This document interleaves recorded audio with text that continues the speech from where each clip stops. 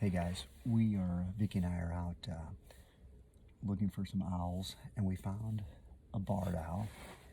It's just across from us now. Been sitting here pretty patiently for a few minutes now, and it's hunting. It's about 7:30 in the morning, so he's sitting patiently, and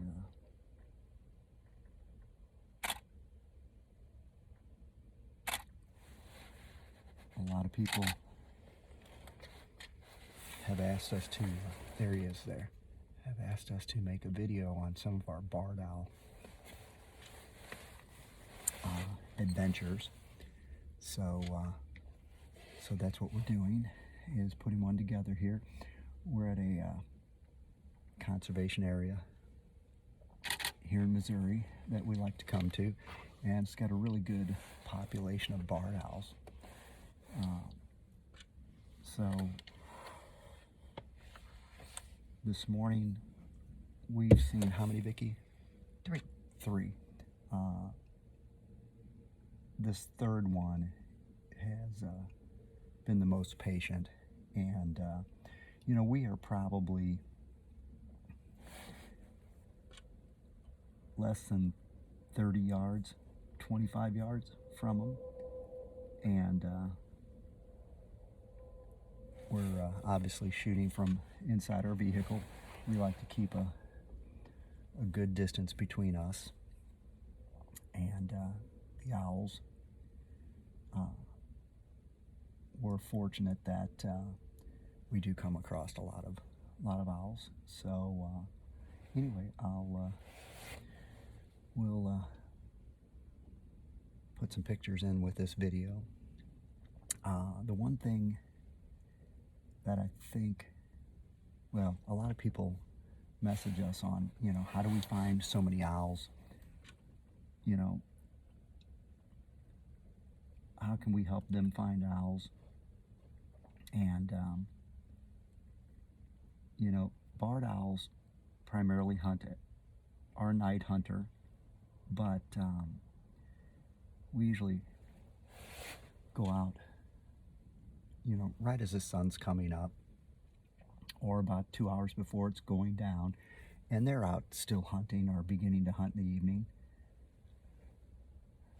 The big thing I would say, I mean, Vicky spots a lot more owls than I do, and but the thing that we've really found is that most people look too high in a tree when they're looking for an owl. You know, they're generally hunting 8 to 12 feet off the ground, and we've seen them as low as what, Vicky? 1.5 feet. Yeah, you know, 18, 24 inches. So, and just to give you an idea, we give them a lot of space, as I've mentioned. So this little barred owl is still sitting there for us. You know, you don't want to approach them. You don't want to be aggressive to them. We have several in a couple different areas that, you know, have been very relaxed when we're around them. And this little one's just sitting there nice and patiently. I don't think my iPhone will get enough video on this, or close enough video, so I'm going to shoot a little video through my Canon here, 5D Mark IV. It's going to be handheld, so it'll be a little shaky, but I'll put this into the video also. The other thing that we know is when you're going out to look for owls, you really look for the shape, okay? You look for the shape because it stands out in a tree.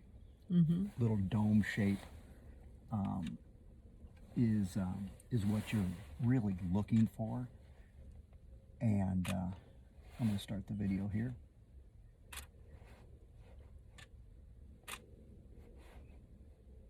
Now, so I'm moved over to video. There's this little barred owl, which I've been videoing to give you an idea on my cell phone here for 5 minutes and 16 seconds. So that's how long we've been sitting here, and that's how long this little one's been hunting, and without us disturbing it. Now the barred owl, as you can see, is brown and white. So a lot of times you'll just see that pale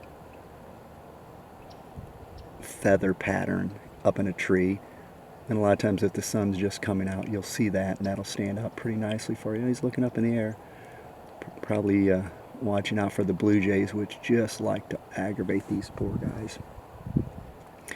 And I like to do videos, incorporate just live videos of these owls, you know, a minute to...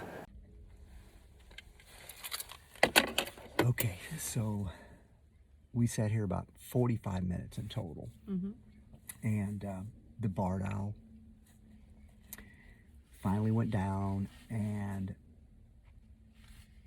to capture a vole, and he went to the back, so he didn't come back up to the same tree, so we didn't get him eating it, but we got some images of it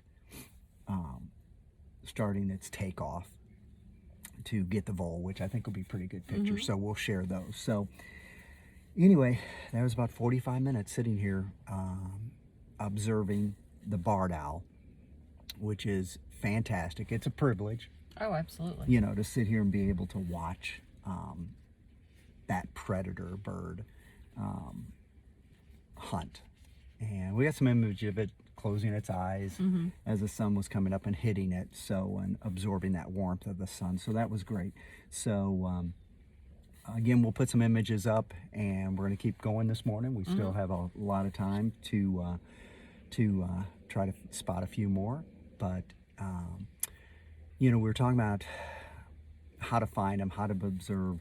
What is really interesting, they love to hunt perimeters of the woods with high standing grasses. So for instance, I'm just going to take this camera and point it here. Okay, so it was back on the edge of this field, and their mix of evergreens and tall grasses as well, and that's what they like. I mean, this grass out here is, you know, 5 to 6 feet tall, and they love hunting in that. Now we've seen them hunting in shorter grasses. We've seen them hunt along busy secondary roads. This happens to be a gravel road, but they'll hunt along secondary roads that are pretty busy, really, which is not good for the owl. But anyway, in this area, it's super safe farm. So we're going to move on, and hopefully we've given you some information that's helpful for you guys to go out and observe owls, and just do it at a reasonable distance. Don't pressure the owl. Don't pressure them to take off. Again, we sat here for good 45 minutes total, waiting for the owl to find its prey and then to try to act upon it. So anyway, again, this is Gary and Vicki, and we appreciate you watching, and please like the video and subscribe if you want to see some more of our wildlife adventures with a camera. So thanks, and we'll see you soon.